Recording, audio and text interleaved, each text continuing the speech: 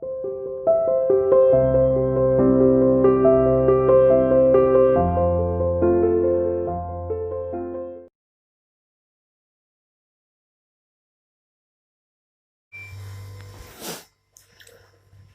Student, welcome to CR international online classes. बेटा, geography की book है वो आपकी कंप्लीट हो चुकी है। उसका जो चैप्टर नंबर 6 था ह्यूमन रिसोर्स, वो हमने रिवाइज है वो कर दिया है। अब हम आपकी पॉलिटिक्स की जो बुक है राजनीति की वो स्टार्ट करते हैं। उसका जो फर्स्ट चैप्टर है वो है आपका भारतीय संविधान की इंडियन कॉन्स्टिट्यूशन। देखो, Indian constitution, doctor Bhimrao Ambedkar को भारतीय संविधान का जनक है वो कहा जाता है। भारतीय संविधान को बनने में 2 वर्ष 11 महीने और 18 दिन का समय है वो लगा था। ठीक है, अब हम इंडियन कॉन्स्टिट्यूशन के बारे में डिस्कस करते हैं कि संविधान क्या है। कि संविधान एक आधारभूत यानी एक बेसिक्स वैधानिक दस्तावेज है जिसमें नियमों का संग्रह होता है। यानी संविधान एक आधारभूत वैधानिक दस्तावेज है जिसमें नियमों का संग्रह होता है, मतलब उसमें नियम है, सारे नियम हैं वो लिखित रूप में होते हैं और उन नियमों के आधार पर ही किसी देश की सरकार कार्य करती है। कि जो नियम संविधान में लिखित होते हैं उन नियमों के आधार पर ही किसी भी देश की जो सरकार है वो काम करती है। इन्हीं नियमों को या कानूनों को और इन्हीं नियमों को या कानूनों को हम मौलिक कानून कहते हैं, जिसके आधार पर किसी देश की जो सरकार है वो काम करती है। अब नेक्स्ट आता है कि सभी लोकतांत्रिक देशों के बारे में। अब लोकतांत्रिक देश वो देश होते हैं जिसमें जनता वोट डालकर अपने नेता का चुनाव है वो खुद करती है। तो सभी लोकतांत्रिक देशों में यह उम्मीद की जा सकती है कि उनके पास संविधान जरूर होगा। जैसे भारत एक लोकतांत्रिक देश है तो भारत का अपना एक संविधान है। इसी प्रकार विश्व में जितने भी लोकतांत्रिक देश हैं उनसे यह उम्मीद की जा सकती है कि उनका अपना एक संविधान है वो होगा। लेकिन इसका यह मतलब नहीं है कि जिन देशों के पास अपने संविधान होते हैं वे सभी लोकतांत्रिक देश ही होते होंगे। लेकिन देखो, यह हम उम्मीद कर सकते हैं कि जिस देश में लोकतांत्रिक सरकार है उस देश का अपना एक संविधान होगा। लेकिन यह पक्के या श्योर तरीके से नहीं कहा जा सकता कि जिन देशों के पास अपने संविधान होते हैं, कि जिन देशों के पास अपना संविधान होता है जिसके अनुसार उस देश की सरकार है वो कार्य करती है, वो जरूरी नहीं है कि वो देश लोकतांत्रिक हो, वो तानाशाह भी हो सकते हैं। 1934 में भारतीय राष्ट्रीय कांग्रेस ने संविधान सभा के गठन की मांग को, कि 1934 में भारतीय राष्ट्रीय कांग्रेस ने संविधान सभा के गठन मीन्स उसको संविधान सभा के गठन, जो जिस सभा ने संविधान का निर्माण किया था, कि संविधान सभा के गठन की मांग को पहली बार अपनी अधिकृत नीति में शामिल किया। उन्होंने अपनी नीतियों में पहली बार इस बात को शामिल किया कि संविधान सभा या संविधान का निर्माण करने के लिए एक संविधान सभा का गठन है वो किया जाना चाहिए। दिसंबर 1946 में संविधान सभा का गठन किया और दिसंबर 1946 में संविधान सभा का जो गठन है वो किया गया। दिसंबर 1946 से नवंबर 49 के बीच संविधान सभा ने स्वतंत्र भारत के लिए नए संविधान का एक प्रारूप तैयार किया।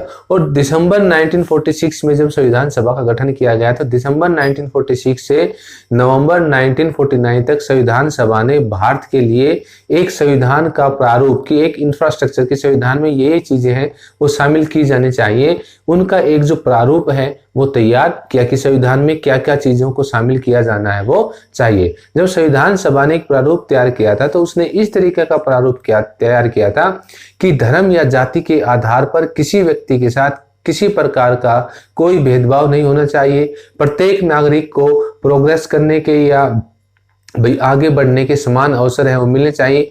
यानी कहने का मतलब ये है कि संविधान सभा ने इस प्रकार का संविधान किया कि जिसमें सभी व्यक्ति को सेंटर में रखा गया, केंद्र में रखा गया और फिर संविधान का नियमों का जो प्रारूप है वो तैयार किया गया जिससे प्रत्येक व्यक्ति की गरिमा को और मान सम्मान को किसी प्रकार की कोई ठेस है वो ना पहुंचे। संविधान की आवश्यकता और उसकी भूमिका। अब संविधान की आवश्यकता क्यों है? Why we need constitutions? हमें संविधान क्यों चाहिए और हमें उसकी आवश्यकता क्यों है? प्रत्येक संगठन यानी कोई भी संगठन या समाज को सही तरीके से, यानी प्रत्येक संगठन या समाज को सही तरीके से काम करने के लिए कुछ नियमों व विनियमों की आवश्यकता होती है। कि प्रत्येक संगठन या समाज को सही तरीके से यानी प्रॉपर तरीके से काम करने के लिए कुछ नियमों और विनियमों की आवश्यकता है, वो होती है। एक समाज या देश को भी कुछ आधारभूत कानूनों की आवश्यकता पड़ती है। कि इसी प्रकार एक समाज या देश को भी कुछ जो आधारभूत यानी जो बेसिक्स कानून होते हैं, उन कानूनों की आवश्यकता है, वो पड़ती है, जिनका उल्लेख हमें संविधान में मिलता है। और उन बेसिक्स कानूनों को यानी आधारभूत कानूनों का जो उल्लेख है वो हमें संविधान में मिलता है। यही कारण है कि विश्व के प्रत्येक देश का अपना संविधान है, और यही एक रीजन है कि विश्व का जो प्रत्येक देश है, कि विश्व के प्रत्येक देश का अपना एक संविधान है, वो होता है।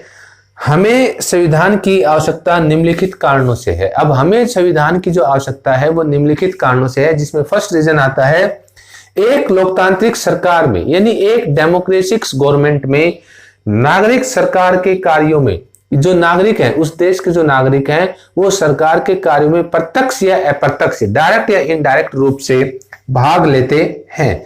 संविधान में सरकार की शक्तियों और नागरिकों के अधिकारों का स्पष्ट उल्लेख मिलता है। कि संविधान में कि सरकार को क्या क्या शक्तियां प्राप्त हैं और नागरिकों को क्या क्या अधिकार प्राप्त हैं, इनका संविधान में स्पष्ट उल्लेख है, वो मिलता है। संविधान सरकार को अधिकारों का दुरुपयोग करने से रोकता है। जो संविधान है वो सरकार को उसके जो अधिकार है या शक्तियां हैं जो सरकार को प्राप्त है, जिनका उल्लेख संविधान में मिलता है, वो सरकार को अपनी शक्तियों का दुरुपयोग यानी गलत तरीके से उनको इस्तेमाल करने से रोकता है। एक तरीके से हम यह कह सकते हैं कि जो संविधान है वो सरकार को तानाशाही बनने से रोकता है। अब देखो नेक्स्ट आता है कि संविधान एक सजीव दस्तावेज है। सजीव दस्तावेज की संविधान एक ऐसा दस्तावेज है जो फिक्स नहीं है, जरूरत के अनुसार या आवश्यकता के अनुसार उसमें परिवर्तन है वो किया जा सकता है।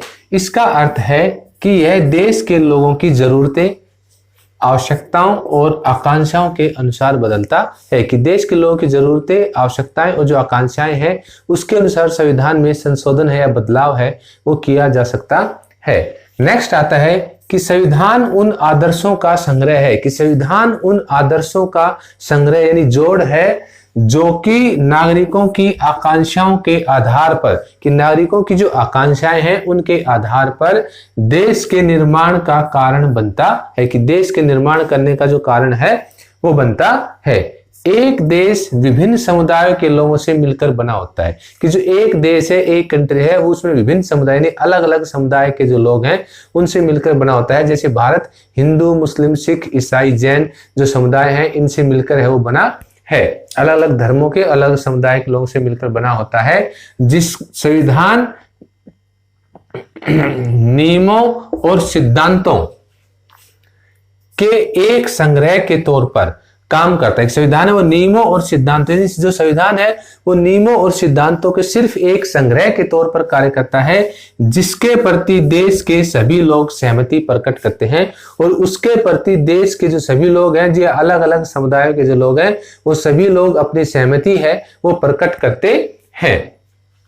संविधान हमारे राजनीतिक नेताओं द्वारा शांति के दुरुपयोग से, जो संविधान है वो हमारे राजनीतिक नेताओं द्वारा शांति के दुरुपयोग से हमारी रक्षा करने के लिए, कि शांति है उसका गलत तरीके से इस्तेमाल न करें, दुरुपयोग से हमारी रक्षा करने के लिए नियमों का प्रावधान है वो करता है। नेक्स्ट पॉइंट है, एक संविधान सुनिश्चित करता है, यानी एक संविधान यह निश्चित करता है कि एक प्रभुत्व संपन्न समूह यानी एक शक्तिशाली समूह अपनी शक्तियों का उपयोग अन्य कम शक्तिशाली लोगों या समूहों के विरुद्ध न कर सके। कि संविधान है वो यह सुनिश्चित करता है कि एक प्रभुत्व संपन्न यानी एक अच्छा संपन्न या विकसित या शक्तिशाली जो समूह है वो अपनी शक्तियों का उपयोग जो कम शक्तिशाली है या कमजोर वर्ग है उसको दबाने के लिए या उसको ठेस पहुंचाने के लिए या उसको नुकसान पहुंचाने के लिए अपनी शक्तियों का उपयोग है वो न कर सके।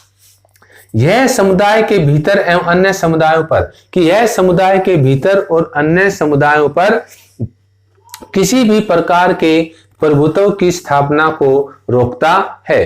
कई बार हम ऐसे निर्णय लेते हैं, यानी कई बार हम ऐसे निर्णय लेते हैं जिसका समाज के हित पर, यानी समाज के ऊपर उसका प्रतिकूल यानी नेगेटिव प्रभाव है पड़ सकता है।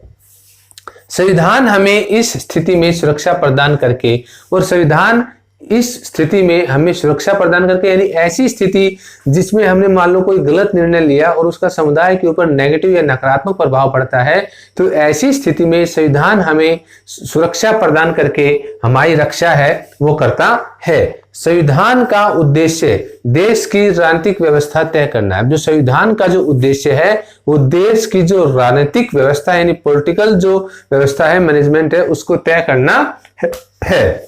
संविधान हमें ऐसे फैसले लेने से भी रोकता है, और जो संविधान है वो हमें ऐसे फैसले लेने से भी रोकता है जिनसे उन बड़े सिद्धांतों को ठेस पहुंच सकती है। यानी संविधान हमें ऐसे निर्णय लेने से भी रोकता है जिससे जो बड़े सिद्धांत है जिनके ऊपर संविधान बेस है उनको ठेस पहुंच सकती है। ऐसे निर्णय लेने से संविधान है वो हमें रोकता है।